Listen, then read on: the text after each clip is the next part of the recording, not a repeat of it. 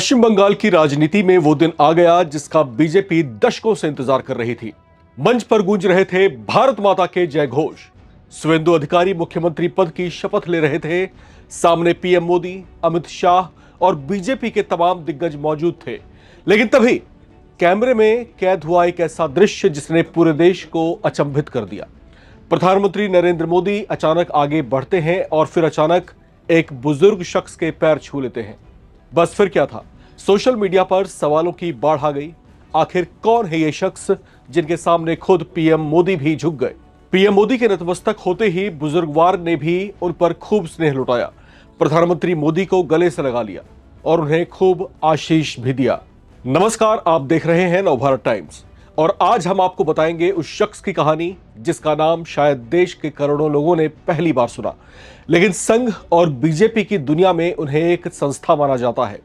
ये है माखनलाल सरकार, बंगाल की धरती पर राष्ट्रवादी विचारधारा के उन पुराने सिपाहियों में से एक जिन्होंने अपना पूरा जीवन संगठन और विचारधारा को मजबूत करने में लगा दिया।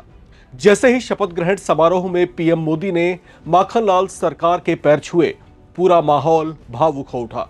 कैमरे लगातार उस पल को कैद कर रहे थे। बीजेपी नेताओं के चेहरे पर सम्मान साफ झलक रहा था। सोशल मीडिया पर लोग लिखने लगे, ये सिर्फ एक व्यक्ति को सम्मान नहीं बल्कि दशकों की तपस्या को प्रणाम है। लेकिन सवाल उठता है कि आखिर माखनलाल सरकार है कौन। दरअसल माखनलाल सरकार का जुड़ाव राष्ट्रीय स्वयंसेवक संघ यानी आरएसएस और जनसंघ के शुरुआती दौर से रहा है। वो उन चुनिंदा कार्यकर्ताओं में शामिल रहे जिन्होंने बंगाल जैसी चुनौतीपूर्ण जमीन पर राष्ट्रवादी विचारधारा को खड़ा करने के लिए सालों तक संघर्ष किया।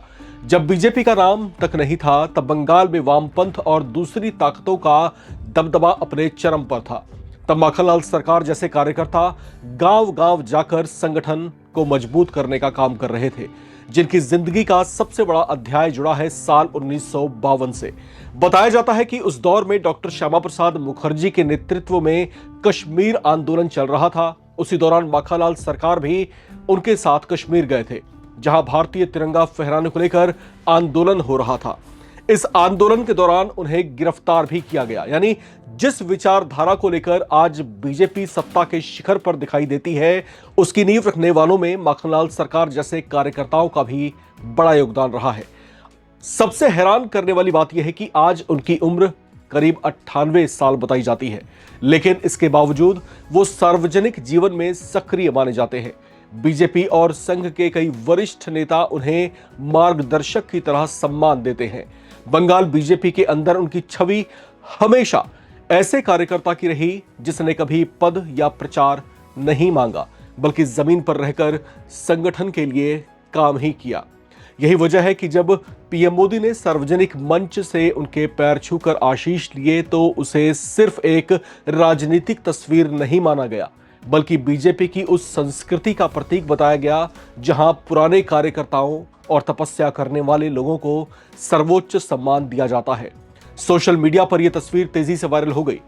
कई लोगों ने लिखा कि राजनीति में ऐसा दृश्य बहुत कम ही देखने को मिलता है, जहां देश का प्रधानमंत्री एक पुराने कार्यकर्ता के सामने झुककर उन्हें सम्मान देता हो। कुछ लोगों ने इसे भारतीय संस्कृति में बड़ों के सम्मान की परंपरा बताया, तो कुछ ने कहा कि ये बीजेपी का अपने पुराने सिपाहियों के प्रति संदेश है कि पार्टी अपने जमीनी कार्यकर्ताओं को कभी नहीं भूलती।